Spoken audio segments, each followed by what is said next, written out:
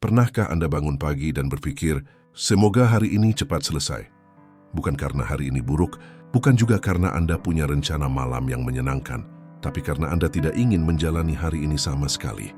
Jika kalimat itu terasa terlalu akrab, video ini bukan untuk menghakimi Anda. Video ini untuk menjelaskan sesuatu yang jarang dibahas. Mengapa seseorang berharap hari cepat berakhir setiap hari? Dan mengapa itu bukan tanda malas, bukan tanda lemah? Sebelum lanjut, subscribe dan tinggalkan komentar jika Anda pernah atau sedang merasakan ini. Bukan untuk viral, tapi agar Anda tahu, Anda tidak sendirian. Masyarakat punya kebiasaan aneh. Semua kelelahan mental selalu disederhanakan menjadi satu kata: malas. Bangun tanpa semangat, kurang bersyukur. Ingin hari cepat selesai, kurang motivasi. Padahal, orang yang berharap hari cepat berakhir bukan ingin kabur dari tanggung jawab. Mereka hanya ingin berhenti sebentar dari kesadaran bahwa mereka harus terus hidup. Ini bukan tentang tidak mau bekerja, ini tentang lelah menjalani keberadaan. Ada perbedaan besar antara ingin mati dan ingin hari ini cepat selesai. Orang-orang ini tidak sedang ingin bunuh diri. Mereka masih makan, masih bekerja, masih bercanda. Tapi di dalam kepala mereka ada kalimat yang berulang, cepatlah malam, cepatlah tidur. Semoga besok tidak terasa panjang. Yang mereka inginkan bukan kematian.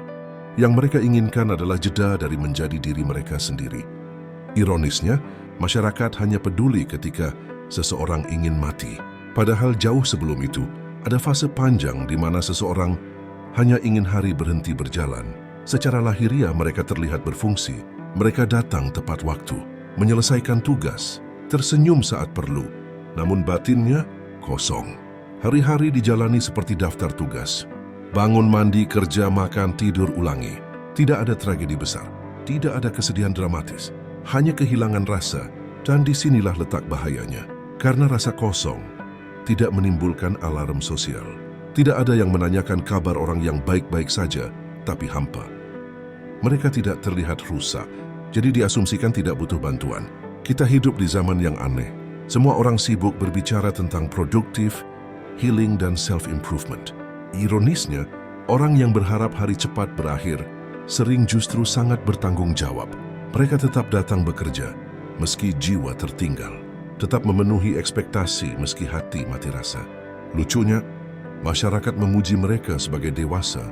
Padahal, yang terjadi adalah kelelahan eksistensial yang dipoles sebagai kedewasaan. Berharap hari cepat berakhir setiap hari perlahan mengikis satu hal penting. Makna waktu. Hari tidak lagi terasa sebagai kesempatan, melainkan beban yang harus diselesaikan. Jika dibiarkan terlalu lama, seseorang akan mulai berpikir, kalau semua hari ingin cepat selesai, apa gunanya besok? Di titik ini, hidup berubah menjadi kewajiban administratif, bukan pengalaman manusia. Dan inilah fase yang sering mendahului depresi diam-diam. Bukan ledakan emosi, melainkan pemadaman bertahap. Masalahnya, perasaan ini sulit dijelaskan. Bagaimana menjelaskan bahwa Anda tidak sedih, tapi juga tidak hidup? Kalimat seperti, aku capek, sering dianggap kurang tidur. Padahal yang lelah bukan tubuh. Yang lelah adalah kesadaran harus menjalani hari demi hari tanpa rasa berarti. Akhirnya, banyak orang memilih diam, bukan karena tidak percaya orang lain, tapi karena tidak yakin akan dimengerti. Jika Anda berharap hari cepat berakhir hampir setiap hari, itu bukan tanda Anda gagal sebagai manusia. Itu tanda Anda terlalu lama bertahan tanpa jeda emosional. Anda tidak rusak, Anda tidak malas.